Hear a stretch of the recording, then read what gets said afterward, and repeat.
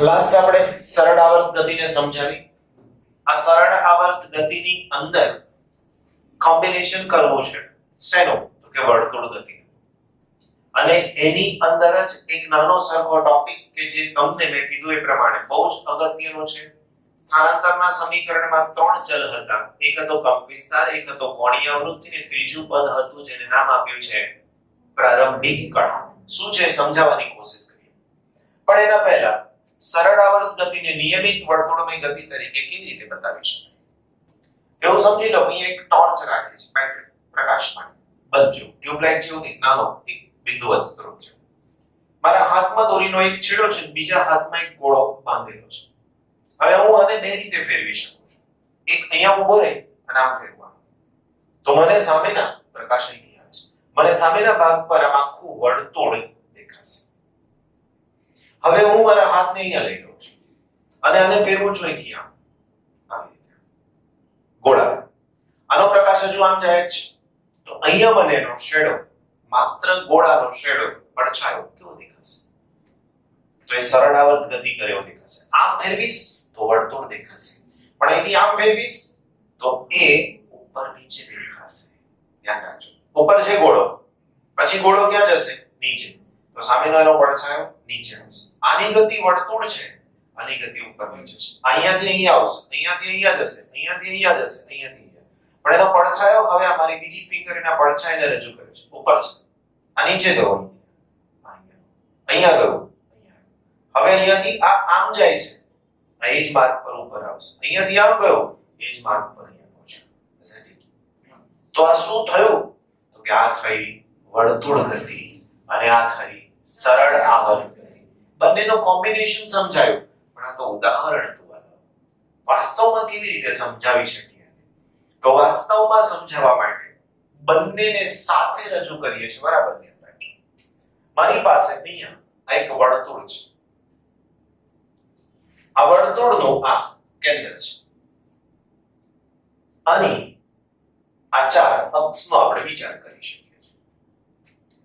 હાલમાં હું y દિશાની સરળ આવર્ત ગતિ વિચારું છું અને આ વર્તુળની આ દિશાની વર્તુળમય ગતિ વિચારું છું, રાઈટ? તો શું થઈ શકશે?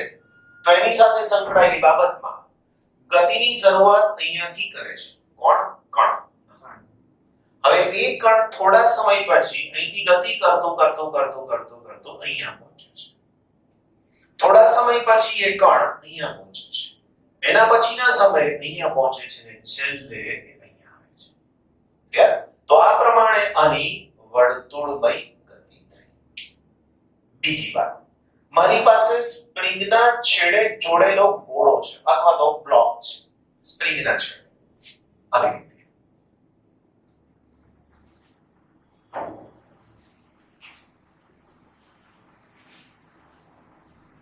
આ એનું મધ્યમાંક સ્થાન. અહીંયાથી આ ઉપર જાય છે આવી કોઈ પરિસ્થિતિમાં ઉપર, તો આ બ્લોક અહીંયાથી ક્યાં પહોંચ્યો? રાઈટ? એટલે અહીંયા પહોંચ્યો બ્લોક, એવું સમજો. ત્યાંથી બ્લોક કઈ આવશે? નીચે. એટલે આ બ્લોક અહીંયાથી પાછો કઈ બાજુ જશે? તો કે નીચે, રાઈટ? અહીંયા. ફરીથી પાછો ક્યાં જશે? અહીંયા. એટલે પાછો અહીંયા આવશે. તો આ કેવી ગતિ થઈ? સરળ આવર્ત. આ પણ કેવી ગતિ થઈ? સરળ આવર્ત. હવે બંનેને હું કમ્બાઈન કરી રહ્યો છું. ધ્યાન રાખજો. એક અહીંયા છે, એક અહીંયા છે. આને શું કરવાનું છે? ભ્રમણ કરવાનું છે. આને શું કરવાનું છે? દોલન કરવાનું છે.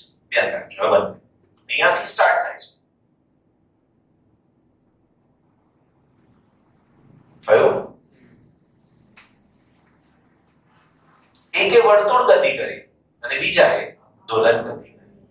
સમજો, સરળ આવર્ત ગતિ અને નિયમિત વર્તુળમય ગતિ બંનેનું કોમ્બિનેશન. કરેક્ટ? બરાબર સમજો. જ્યારે આ કણ અહીંયા છે ત્યારે દોલક અહીંયા છે, જ્યારે કણ અહીંયા છે ત્યારે દોલક ત્યાં છે. કણ અહીંયા પહોંચ્યો ત્યારે દોલક અહીંયા પહોંચ્યો. કણ નીચે પહોંચ્યો ત્યારે દોલક ત્યાં જ પહોંચ્યો. કણ અહીંયા પહોંચ્યો ત્યારે દોલક અહીંયા પહોંચ્યો. હવે મને જવાબ આપજો કે અહીંયાનું કણ અહીંયા હોય, આ કણ અહીંયા હોય તો દોલક ક્યાં હશે? તો અહીંયા હશે. કહેવાય કે નહીં? રાઈટ? એવી ખબર કેમ પડી અહીંયા હશે? તો કે સર કોમ્બિનેશન થયું. શું કર્યું? તો કે પ્રક્ષેપ દોર્યો. કોની ઉપર? વ્યાસ પર. આ શું છે? વ્યાસ. કણનો પ્રક્ષેપ દોર્યો વ્યાસ પર. હવે આ પરિસ્થિતિ મારી પાસે કયા સમયે છે? તો કે શૂન્ય સમયે છે. આનો ખૂણો જો મને અહીંયાથી phi બરાબર π/4 મળે, phi બરાબર π/4 મળે, તો આને હું પ્રારંભિક કળા π/4 કહું. કરેક્ટ? જો દોલક અહીંથી જ દોલનની શરૂઆત કરે છે તો x દિશા સાથે એણે કેટલો ખૂણો બનાવ્યો છે? આ લાઈને 0. તો અહીંયા પ્રારંભિક કળા થઈ 0. જો દોલક ઉપર હોત તો આ કણ અહીંયા હોત, તો અહીંયા પ્રારંભિક કળા π/2 થાય, 90 થાય. જો દોલક અહીંયા હોય ઉપરથી જઈને અને અહીંયા આવ્યો હોય તો અહીંયા પ્રારંભિક કળા phi = π થઈ જાય. જો નીચે પહોંચી ગયો છે તો આની પ્રારંભિક કળા phi = 3π/2 થઈ શકશે. પાછો અહીંયા આવી જશે તો 0 થઈ જશે. પડી ખબર? તો પ્રારંભિક કળાનો મતલબ શું થાય?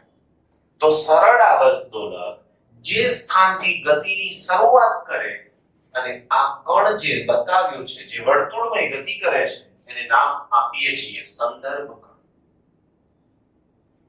આ સંદર્ભ કણ વર્તુળ માર્ગે ગતિ કરતું કણ છે. એને શું નામ આપ્યું છે? સંદર્ભ કણ. નામ એવું આપવાનું કારણ શું? આના સંદર્ભને લઈ અને આપણે આ ગતિ સમજાવીએ છીએ. આનો સંદર્ભ લીધો છે આ ગતિ સમજાવવા માટે, એટલે એને શું નામ આપ્યું છે? સંદર્ભ કણ. એના વર્તુળને નામ આપી શકીએ સંદર્ભ વર્તુળ. આ જે વર્તુળ બને એને શું નામ આપી શકીએ? સંદર્ભ વર્તુળ કહી શકીએ છીએ. કરેક્ટ? તો સંદર્ભ કણ અને સંદર્ભ વર્તુળ. આની આ ફરવાની જે ઝડપ છે કેટલી છે? તો કે આની ફરવાની ઝડપ છે એને આપણે ઓમેગા કહીએ છીએ. કરેક્ટ? હવે જો દોલક મધ્યમાન સ્થાનથી દોલન શરૂ કરે છે તો એની પ્રારંભિક કળા શૂન્ય છે. દોલક અહીંયાથી ગતિની શરૂઆત કરે છે, પ્રારંભિક કળા π/2 છે. દોલક અહીંયાથી અહીંયા પહોંચ્યું છે, પ્રારંભિક કળા π. દોલક નીચે પહોંચી ગયો તો એની પ્રારંભિક કળા 3π/2. દોલક અહીંયા પહોંચી ગયો, પાછી એની કળા 0. પણ જો દોલક અહીંયા વચ્ચે ક્યાંકથી ગતિની શરૂઆત કરી હોત તો એની પ્રારંભિક કળા કેટલી થઈ જાય? π/4.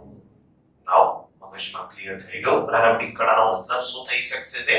તો દોલક શૂન્ય સમય અથવા પ્રારંભિક સ્થાન જ્યાંથી એ ગતિની શરૂઆત કરવાની શરૂઆત કરે છે, ગતિની શરૂઆત કરે છે, એને એના કોણીય સ્થાનને એની પ્રારંભિક કળા કહીએ છીએ. શૂન્ય સમય જ્યાંથી ગતિની શરૂઆત થાય એને એની પ્રારંભિક કળા કહી શકાય છે. તો કોની ગતિ થાય? સરળ આવર્ત ગતિ. કોની સાથે? સાંકડી છે, નિયમિત વર્તુળ ગતિની સાથે. ઓકે, છેલ્લો ટોપિક જે સમજાયો હતો એની અંદર સરળ આવર્ત ગતિ અને નિયમિત વર્તુળ ગતિ એ બંનેને સાથે સમજવાની કોશિશ કરી અને એના ઉપરથી આપણે સ્થાનાંતરનું સૂત્ર મેળવ્યું. હવે જો હું એની વાત કરું તો આપણી પાસે આવી રીતે કોઈ એક પદાર્થ વર્તુળ માર્ગ પર ગતિ કરે છે. આવા વર્તુળ માર્ગ પર ગતિ કરતા કણને નામ આપ્યું સંદર્ભ કણ. બીજું, આવા વર્તુળને નામ આપ્યું સંદર્ભ વર્તુળ. આ એનું કેન્દ્ર.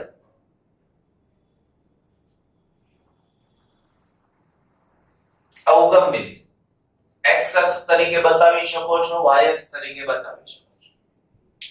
કોઈ કણ વર્તુળ માર્ગ પર ઓમેગા જેટલી ઝડપથી ગતિ કરે છે તો આ કણનું શૂન્ય સમય સ્થાન t બરાબર 0 સમય સ્થાન p પર છે અને એના કેન્દ્ર સાથે જોડતી રેખા એટલે કે ત્રિજ્યા વડે સંદર્ભ અક્ષ સાથે બનાવેલો ખૂણો phi છે. આને તમે નામ આપી શકો છો સંદર્ભ અક્ષ.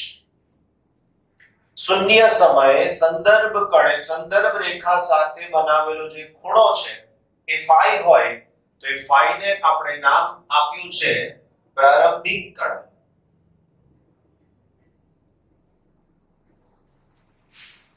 તો આ શૂન્ય સમયનું એનું સ્થાન છે એટલા માટે એને પ્રારંભિક કીધું છે.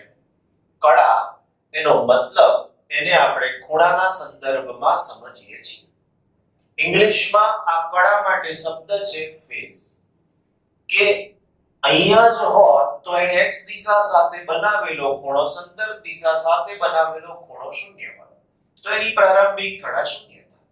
પણ અહીંયાની જગ્યાએ અહીંયા છે તો એક ખૂણો phi છે, તો આપણે એને નામ આપીએ છીએ પ્રારંભિક કડા. થોડા સમય બાદ આ કણ પહોંચે છે p' પર. આ જે ખૂણો બનશે તે કેટલો હોઈ શકે? તો કે ઓમેગા t જેટલો. કેમ? તો કે આને ભ્રમણ કરવાની જે ઝડપ છે તે ઓમેગા છે.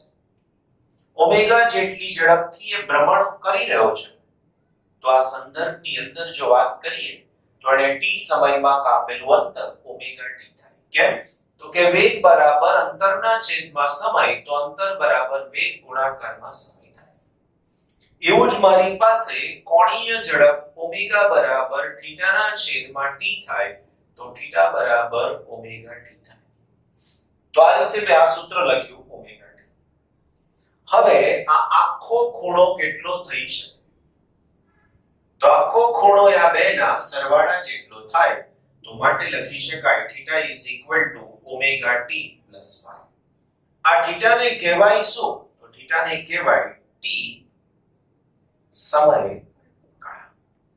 કારણ કે ખૂણો કયા સમયની વાત આપે છે? તો કે આ p થી p' એટલે t બરાબર t સમયની વાત આપે છે. હવે હું આનો x અક્ષ પર અને y અક્ષ પર પ્રક્ષેપ દોરું છું. પ્રક્ષેપ એટલે લંબ દોરું છું એવું કહેવાય. તો મેં અહીંયાથી લંબ દોરવાની સાથે અને નામ આપી દો n. તો ત્રિકોણ o p' n માટે હું cos લખું તો cos θ is equal to પાસેની બાજુના છેદમાં કર્ણ થાય. પાસેની બાજુ એટલે હું લખી શકું on અને કર્ણ એટલે લખી શકાય op'. પણ આટલું અંતર x દિશા માટેનું છે, તો હું આને x કહું અને આ મહત્તમ અંતર છે. આમ જાઓ આમ જાઓ આમ જાઓ, ક્યાંય પણ જાઓ તો આ મહત્તમ અંતર છે. મહત્તમ અંતરને આપણે કંપ વિસ્તાર કહીએ છીએ. તો અહીંયા થઈ શકશે x ના છેદમાં a. તો આ સૂત્રને હું લખી શકું x is equal to a cos θ. બીજી રીતે લખું હજુ તો આવું લખી શકાય કે x of t is equal to a cos θ ની જગ્યાએ લખાય ઓમેગા t plus y. તો આ સૂત્ર થઈ ગયું શેની સાથે સંકળાયેલું? તો આ સૂત્ર થઈ ગયું આપણી પાસે જે કણ દોલન કરવાનું છે એ y દિશા કાં તો x દિશામાં હોય તો x દિશાના સ્થાનાંતરનું સૂત્ર થયું. x દિશામાં દોલક કેવી રીતે ગતિ કરે? તો આપણે સમજાવ્યું તો કે આવી સ્પ્રિંગ, આ એનું સામાન્ય સ્થાન કે જેને x બરાબર 0 કહીએ છીએ. આને ખેંચો તો અહીંયા આવે, આને કહેવાય x બરાબર a, આને દબાવો તો અહીંયા આવે x બરાબર માઈનસ. That's it. તો આ દોલક અહીંયાથી અહીંયાની વચ્ચે દોલન કરે છે a અને માઈનસ a ની વચ્ચેના મધ્યમાન સ્થાને. હવે મારે આનાથી y અક્ષ પરનો પ્રક્ષેપ દોરવો છે. જો હું y અક્ષ પર પ્રક્ષેપ દોરું તો તમને ખબર છે પ્રમાણે z આકારના અંતર્ગત ખૂણાઓ સમાન હોય. z આકારના અંતર્ગત ખૂણાઓ સમાન હોય. તો આ ખૂણો થીટા થાય તો આ પણ થીટા થાય. હવે આ થીટા અહીંયા લખી દઉં તો એ ખૂણાની આ સામેની બાજુ થઈ. સામેની બાજુ માટે લખવું હોય તો આને નામ આપી દઉં n. તો ત્રિકોણ o n p' માટે સૂત્ર લખું છું sin θ. તો sin θ બરાબર સામેની બાજુ, સામેની બાજુનો મતલબ થાય on ના છેદમાં કર્ણનો મતલબ op'. om નો મતલબ y લખો ને op' એટલે અગેન a લખો. તો સૂત્ર થઈ ગયું y is equal to a sin θ. કેટલીક વાર આપણે y of t લખતા હોઈએ છીએ. તો y of t is equal to સૂત્ર થઈ શકશે a sin omega t plus y. તો આ એની સાથે સંકળાયેલા બે સ્થાનાંતરના સૂત્ર. હવે આની ગતિ y દિશામાં કેવી રીતે થાય? તો આ સ્પ્રિંગની સાથે જોડેલો પદાર્થ છે. હવે આને મહત્તમ અને ન્યૂનતમ વચ્ચે બતાવવાનું, તો આ મહત્તમ થઈ ગયું y બરાબર અહીંયા નીચે આવ્યું y બરાબર -a. કરેક્ટ? તો આ પ્રમાણે તમે એના દોલનને સમજી શકો છો. હવે અહીંથી ભ્રમણ થયા તો એવા આના દોલન થઈ શકે આમ અથવા આમ. તો આ દોર્યો એ પ્રક્ષેપ વ્યાસ પર, અહીંથી આ દોર્યો એ પણ પ્રક્ષેપ વ્યાસ પર. એનો મતલબ કે સંદર્ભ કોણના કોઈ પણ સ્થાન માટે જો તમે પ્રક્ષેપ એના વ્યાસ પર દોરો તો એ કાં તો x દિશાની કાં તો y દિશાની સરળ આવર્ત ગતિને રજૂ કરે છે. બંને સૂત્રો કમ્પલસરી મોડે રાખવા જરૂરી છે. y હોય તો sin લખીશું, x હોય તો cos લખીશું. નોટ ઓલવેઝ, પણ સામાન્ય કન્ડિશન કશું ના કીધું હોય ત્યારે આ સૂત્ર વાપરે. y of t x of t t સમય સ્થાનાંતર અથવા સ્થાન બતાવે છે. a કંપ વિસ્તાર બતાવે છે. ઓમેગા કોણીય આવૃત્તિ છે. t સમય છે ને phi પ્રારંભિક ગણાય છે. ક્લિયર આટલે સુધી? આ બધું લાસ્ટ લેક્ચરનો જે છેલ્લો પોઈન્ટ હતો એનું તમને રિવિઝન કરે. ઓકે, નેક્સ્ટ આપણે સમજવા માંગીએ છીએ સરળ આવર્ત ગતિમાં વેગ અને પ્રવેગ. લાસ્ટ થિયરીમાં આપણે સરળ આવર્ત ગતિના સ્થાનાંતરની વાત કરી, અનુક્રમે x દિશા અને y દિશા. હવે મને જોઈએ છે સરળ આવર્ત ગતિમાં વેગ. જઈશું તો પાછા એક સંદર્ભ વર્તુળ પર જ. તો મારી પાસે અહીંયા આવું એક અગેન સંદર્ભ વર્તુળ લીધેલું છે. આ એનું કેન્દ્ર, અનુક્રમે x અને y દિશા આપણે બતાવી છે. હવે હું ડાયરેક્ટ t સમયની સ્થિતિની વાત કરીશ, જેનું સ્થાન દર્શાવીએ છે t વડે. t બરાબર t સમયની વાત કરીએ છીએ. અને આની સાથે જોડતી જે વાત છે, રેખા છે, એ એનો કંપ વિસ્તાર છે, હલ. અને એ જ એની વર્તુળ માર્ગની ત્રિજ્યા છે. આ વર્તુળ માર્ગની ત્રિજ્યા એ કંપ વિસ્તાર જેટલી છે. એવું કેમ? તો જ્યારે તમે y દિશામાં કહો છો સ્થાનાંતર, તો y માં મહત્તમ અહીં આવે, y માં મહત્તમ નીચે તરફ અહીં આવે. અને મહત્તમ સ્થાનાંતર એટલે જ કંપ વિસ્તાર. તો આપણા કેસમાં a ત્રિજ્યા બને છે. કરેક્ટ? તો આ પ્રમાણે સમજૂતી થાય. નેક્સ્ટ, આનાથી આગળ હવે તમને એવી પણ ખબર છે કે જો કોઈ કણ વર્તુળ માર્ગે ગતિ કરતો હોય તો એના વેગની દિશા જે તે બિંદુ પાસે દોરેલા સ્પર્શકની દિશામાં હોય છે.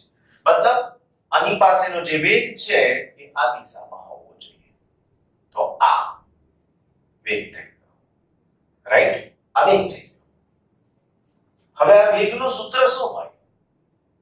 તો તમે બહુ સારી રીતે જાણો છો, 7મું ચેપ્ટર પણ શીખી ગયા છો, 4થું ચેપ્ટર પણ શીખી ગયા છો કે કોઈ કણ વર્તુળ માર્ગે ગતિ કરતો હોય તો એના વેગની દિશા એ સ્પર્શકની દિશામાં હોય અને એનું સૂત્ર શું થાય? તો આના માટે લખી શકાય કે વેગ v r ઓમેગા. r એટલે વર્તુળ માર્ગની ત્રિજ્યા અને ઓમેગા એટલે એની કોણીય ઝડપ. આપણે એ જ કીધું છે કે આને ભ્રમણની ઝડપ કેટલી છે? તો કે ઓમેગા છે.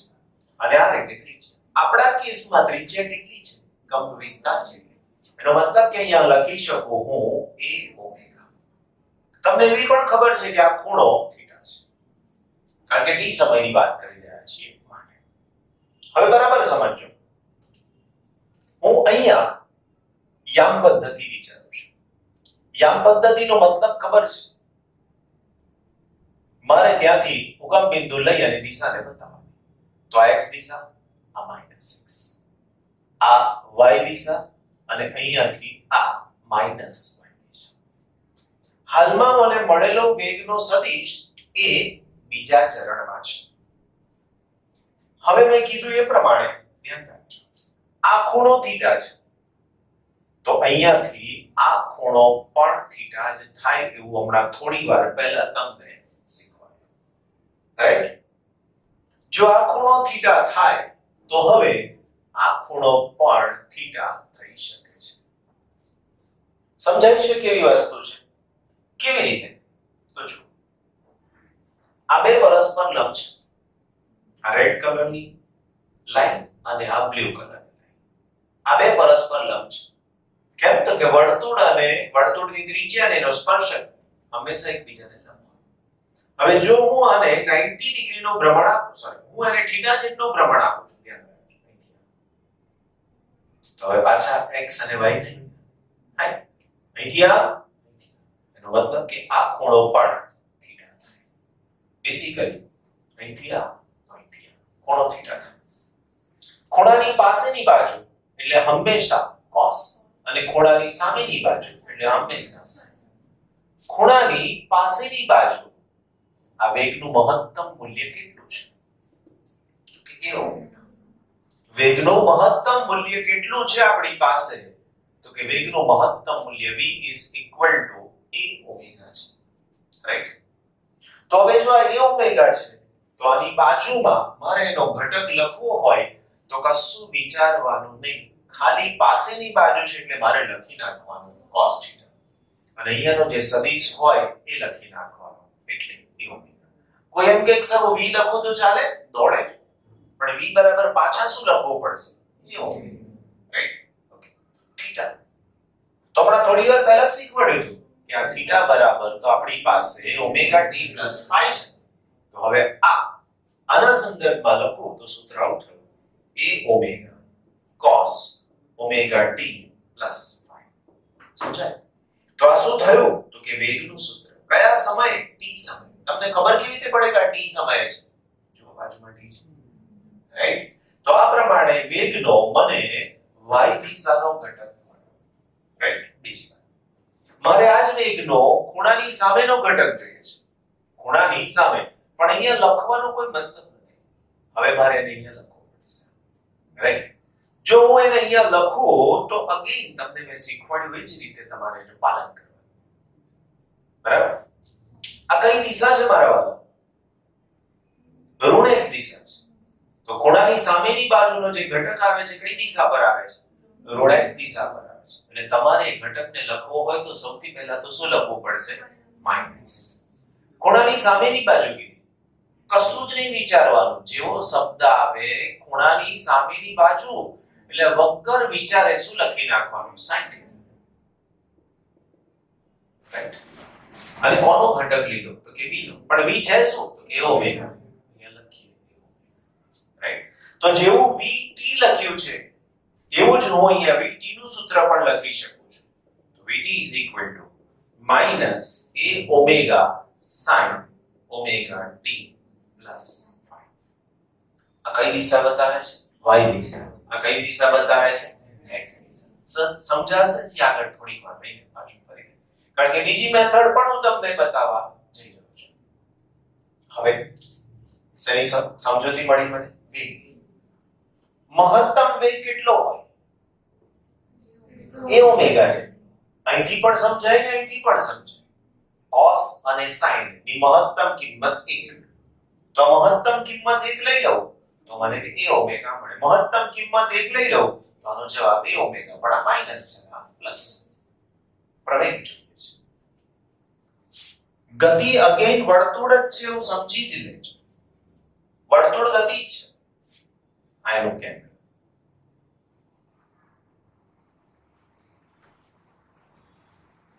અગેન એની જ સ્થિતિ લઈ રહ્યા છે ધ્યાન રાખજો t કયા સમયની સ્થિતિ તો કે t બરાબર t સમય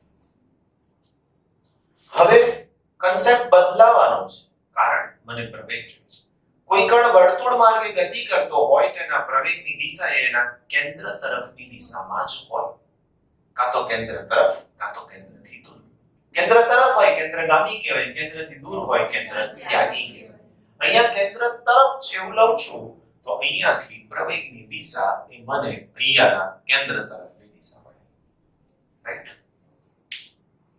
હવે હું યામ પદ્ધતિ અહીંયા જ લઈશ ધ્યાન રાખજો યામ પદ્ધતિ અહીંયા જ લઈશ અને ઘટક મારે કેવી રીતે વિચારવાનો પ્રવેગ જોઈએ છે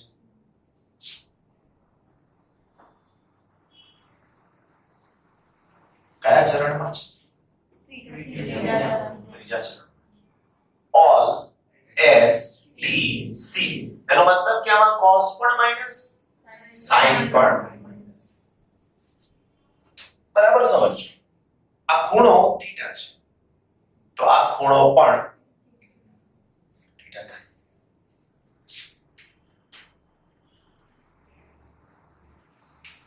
હવે કેન્દ્રગામી પ્રવેગનું સૂત્ર શું થાય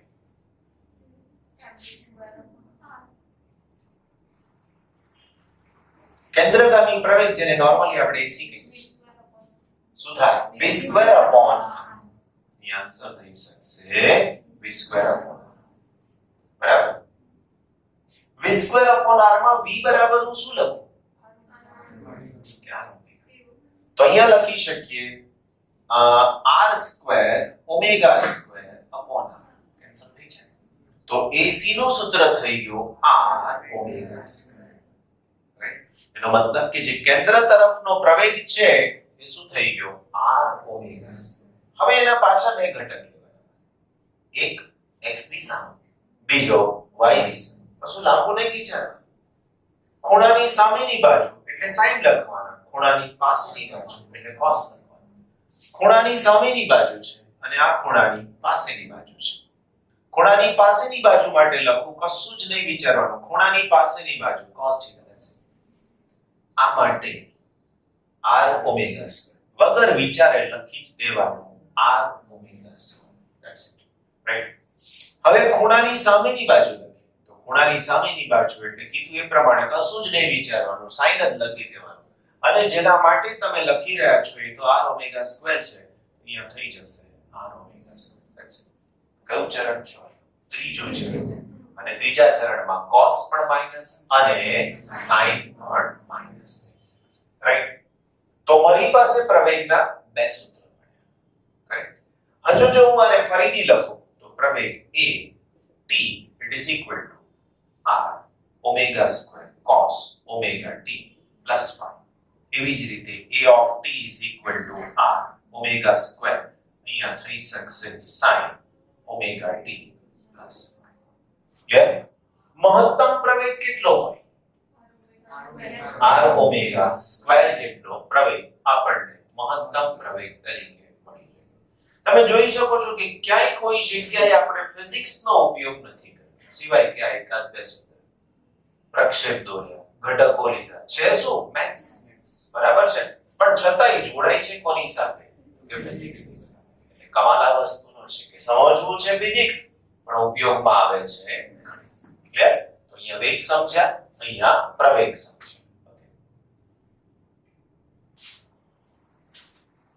જે કન્સેપ્ટ આપણે આકૃતિની ભૂમિતિ ઉપરથી મેળવ્યો એ જ બેઝિક કન્સેપ્ટ આપણે વિકલનની ભાષામાં પણ મેળવ્યો છે મારી પાસે સ્થાનાંતરના બે સૂત્રો હતા જો તમને યાદ હોય તો પહેલું સ્થાનાંતરનું સૂત્ર હતું સ્થાનાંતર x દિશામાં તો લખો x દિશામાં સરળ આવર્ત દોલકનો સ્થાનાંતર x of t it is equal to a cos ωt plus મને એવી ખબર છે તમને પણ એવી ખબર છે કે સ્થાનાંતર સમયની સાપેક્ષે વિકલન વેગ આવે છે એનો મતલબ કે હું અહીંયા આવું લખું કે dx of t by dt so that is equal to v at t એ કંપ વિસ્તાર છે વિકલન નહીં થાય એનું એ જ રહેશે cos નું વિકલન માઈનસ sin મેથેમેટિકલ ટૂલ્સ મેં તમને કીધું છે ક્યારેક ક્યારેક જોતા રહેશો તો એની અંદર શરૂઆતથી જ વિકલન શીખવાડી દીધું છે એટલે એ બધું જરૂરી છે તો cos નું વિકલન થાય માઈનસ sin રાઈટ વિકલનનું સૂત્ર તમને લખીને આપું d by d theta of cos theta that is equal to minus sin theta તો અહીંયા મારી પાસે જવાબમાં આવશે માઈનસ અને sin ωt plus રાઈટ અમે વિકલન કોનું કર્યું મિત્રો cos નું આ બ્રેકેટ નું વિકલન નથી કર્યું હજી જે વિકલન કર્યું એ કોનું કર્યું cos નું જે વિકલન બાકી રહ્યું ત્યાં બ્રેકેટ નું બાકી રહ્યું રાઈટ બ્રેકેટમાં આ પદમાં t છે આ પદમાં નથી જે પદમાં t ના હોય એને હેરાન નહીં કરવા જે પદમાં t છે એમાં t ની કેટલી ઘાત છે પૂછવાનું તો કે t ની ઘાત કેટલી છે 1 તો t નું t ની સાપેક્ષે વિકલન 1 થાય એનો મતલબ કે આ આખા પદનું વિકલન શું થયું તો કે ઓમેગા પણ વાલા મારા મિત્રો આનો ને આનો ગુણાકાર નથી ગુણાકાર આ આખા સાઈન વાળા પદનો આની સાથે એટલે ભૂલથી મિસ્ટેકમાં ગલતી નહીં કરી દેવાની કે આને અહીંયા ગુણી નાખવાના ને અહીંયા ગુણી નાખવાના એવો નહીં કરવાનો. એટલે ભૂલથી મિસ્ટેક ના થાય એટલા માટે ઓમેગા પહેલેથી જ અહીંયા લખી નાખવાના. અહીંયા તો તમને ખબર પડે એટલા માટે. તો અહીંયા અમે લખ્યું v of t that is equal to minus a omega sin omega t plus phi. તો આ મને વેગનું સૂત્ર મળ્યું. કોના માટે? x દિશા માટે. હવે મને પ્રવેગ જોઈએ છે. તો પ્રવેગ એટલે શું? વેગનો સમયની સાપેક્ષે વિકલન. તો હું અહીંયા લખીશ a of t dv of t by dt is equal to minus a omega. sin નું વિકલન શું થાય? તો કે cos. તો અહીંયા થઈ શકશે d by d theta of sin theta that is equal to cos theta. તો અહીંયા મારે લખવું પડશે cos theta. cos theta એટલે cos omega t plus phi. મેં વિકલન કોનું કર્યું? sin નું. બ્રેકેટ નું વિકલન હજુ બાકી. પાછું જોવાનું, પૂછવાનું ભાઈ તમારી પાસે t છે? આ કહે છે કે હા હાજર છે. આ કહે છે જવા દો તારે. આનું જ કરી નાખો. t નું t ની સાપેક્ષે વિકલન એક એટલે પાછો ઓમેગા બહાર આવશે. એક છે ને બીજો આવ્યો ઓમેગા સ્ક્વેર. રાઈટ? હવે બરાબર સમજો કંઈક નવું આવી રહ્યું છે. a of t is equal to a cos omega t plus phi. શું થાય? x of t. તો a of t is equal to minus omega square x of t. આ બધા જ તમારા માટે બિલકુલ બિલકુલ બિલકુલ અગત્યના સૂત્રો છે. કઈ દિશા માટે થયો? બધું જ x દિશા માટે. કોઈ એમ કે સર આપણે y દિશામાં પણ મહેનત કરીએ તો થાય ને મારા વાલો? તો અહીંયા થઈ શકશે y દિશા માટે. y of t it is equal to a sin omega t plus phi. જો તમને આવડ્યું છે તો આ આવડી જ ગયું છે. કશું કરવાની જરૂર જ નથી.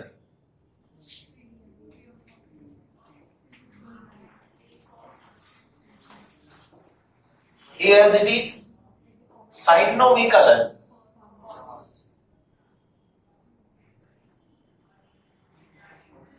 Right. Omega t plus phi નું ફરીથી વિકલન કરીએ ઓમેગા. તો અહીંયા આવશે a. વેગ થયો મારી પાસે. મારે પ્રવેગ જોઈએ છે તો શું કરવાનું? તો ઓકે વેગને ફરીથી લખી દઈએ a omega cos omega t plus phi. કઈ દિશામાં? રાઈટ. મારે પ્રવેગ જોઈએ છે તો પ્રવેગ માટે શું કરીશ? તો a of t d v of t by dt that is equal to a omega cos નું વિકલન minus sin omega t plus phi. ફરીથી પાછું ઓમેગા બહાર આવશે ઓમેગા સ્ક્વેર. તો આ થઈ ગયો પ્રવેગ. તો a of t is equal to લખવું હોય તો minus omega square પાછું જોઈએ y of t. સમજાઈ ગયો? તો તમે ગતિ x માટે લો કે y માટે લો સરખું જ મળે છે. હવે જુઓ આ સૂત્રને જુઓ. માર્ક કરો એટલે ત્યાંથી અહીંયા મેચ થઈ રહ્યું છે એવું જુઓ તમે. x દિશા માટે વેગનું સૂત્ર minus a omega sin omega t plus phi. થઈ ગયું? તો આ વેગ કઈ દિશાનો મળ્યો મને? x દિશાનો. ઢોલક આમ છે રાઈટ. તો એની માટેનો આ વેગ થઈ. એટલે જો સ્પેસિફાઈ કરવું હોય તો હું અહીંયા લખી શકું vx. y દિશા માટે વેગ જો a omega cos omega t plus phi. Right. તો અહીંયા થઈ શકશે v y. બરાબર. આ માઈનસ છે તો ત્યાં માઈનસ પણ છે, ચેક કરો. કરેક્ટ. આગળ e of t પ્રવેગની વાત આવે છે. y દિશા x દિશા ચેક કરી લો. તો અહીંયા a of t minus a omega square cos omega t plus y થઈ ગયો પહેલો મતલબ કે આ કઈ દિશા માટે મળ્યો તમને x દિશા y દિશાની વાત કરો તો a of t તો અહીંયા થઈ શકશે y અને બંને કેવા હશે પાછા માઈનસ ત્રીજું ચરણ છે તો બેવ માઈનસ કરેક્ટ તો એક ભૂમિતિ છે અને બીજું કલન શાસ્ત્ર છે આવું જે કરીએ ને કે જેમાં લોકોનું કરી શકો ગણિતમાં બધાનું કરી નાખવામાં આવે એને શું કહેવાય કલન શાસ્ત્ર કહેવાય ગણિતમાં કીધું છે આમાં કરી નાખવાનું એટલે વિકલન કરવાનું સંકલન કરવાનું એને બરાબર તમારી ભાષાવાળી વાત આવતી નથી રાઈટ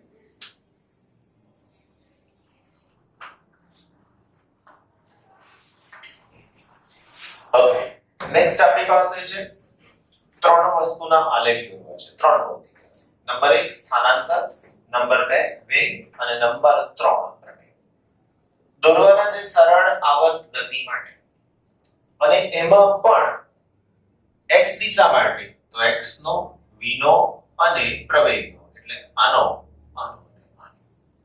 આલેખને સમજવો બહુ જ સહેલો હોય છે કોશિશ કરીએ આપણે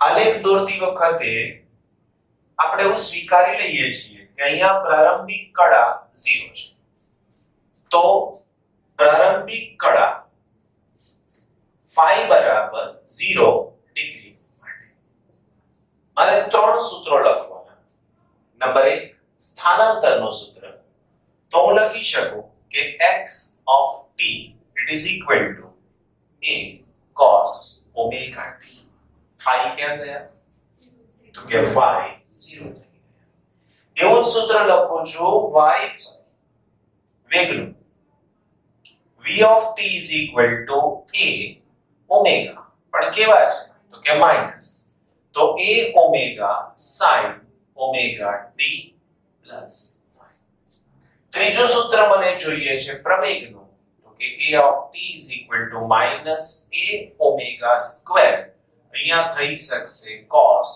omega t plus phi હવે હું અહીંયાથી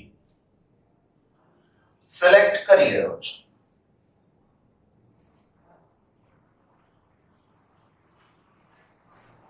અહીંયા સ્થાનાંતર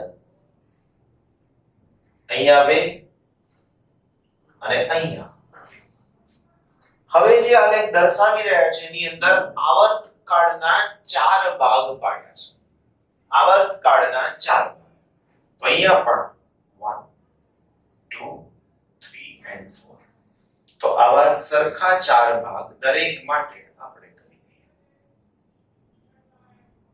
આલેખને દર્શાવવો પ્રમાણમાં બહુ જ સહેલો છે આપણા માટે રાઈટ અહીંયા પણ લખી શકો છો અહીંયા પણ લખી શકાય છે અહીંયા નથી લખતા આપણે સ્થાનાંતર વેગ પ્રમેય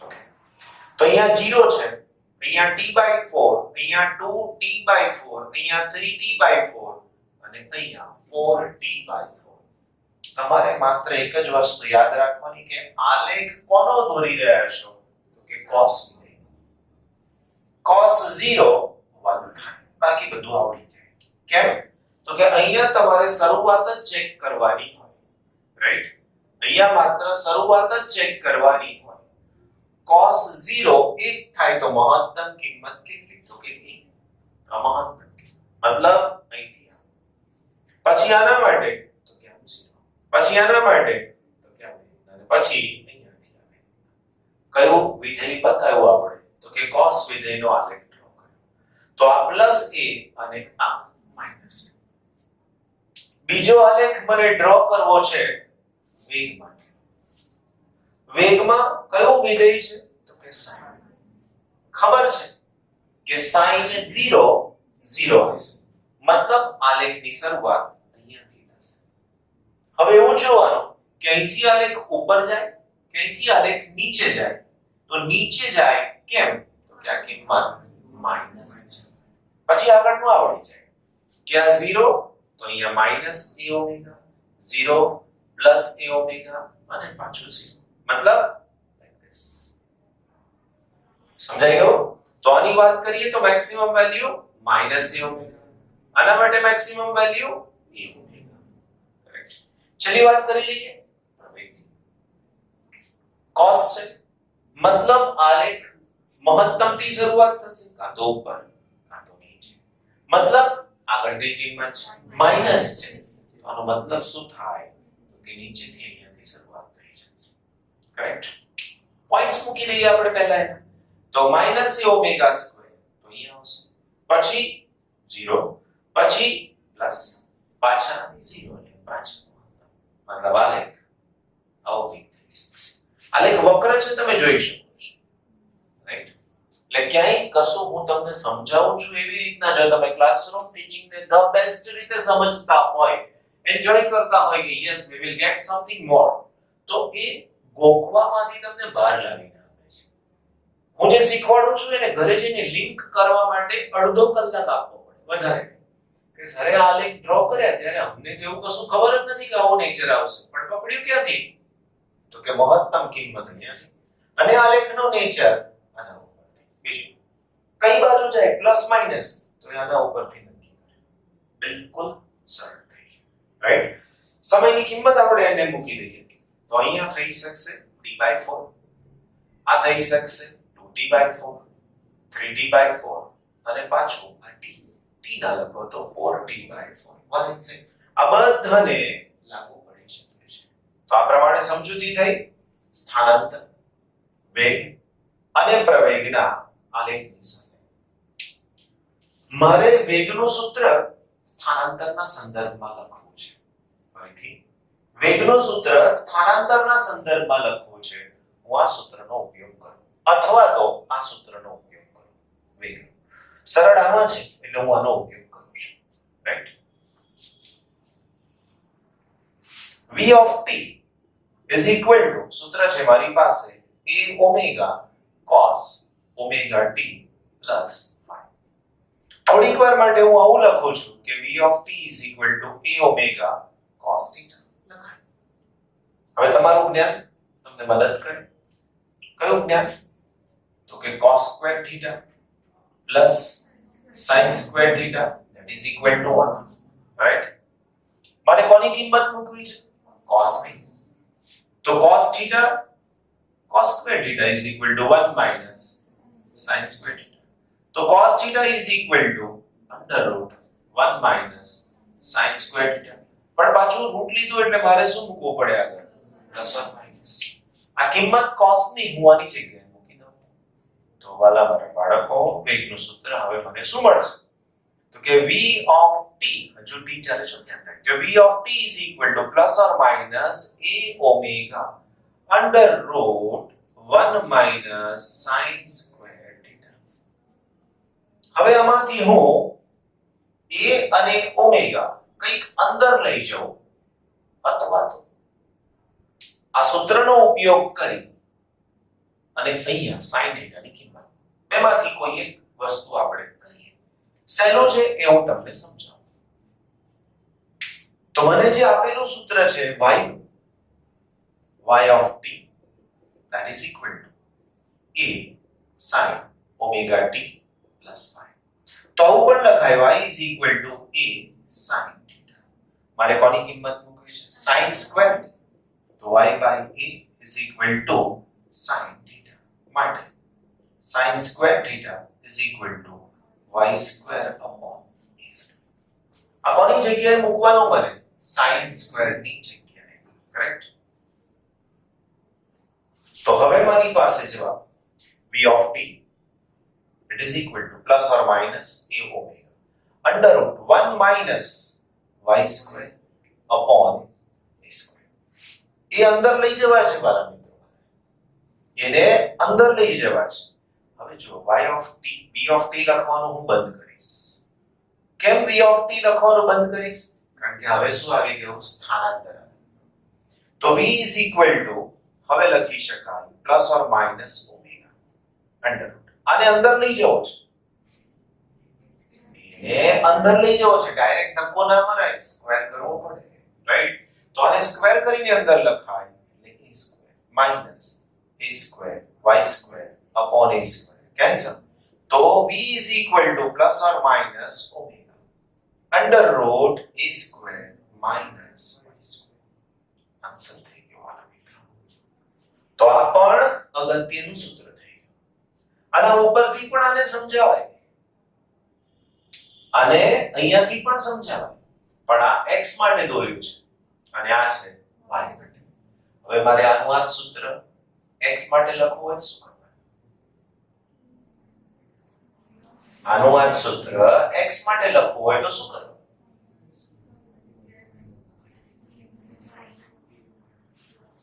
તો વાલા વેગ તો એક જ રહેશે, પ્લસ ઓર માઈનસ તો એ પણ રહેશે, ઓમેગા તો એ પણ રહેશે.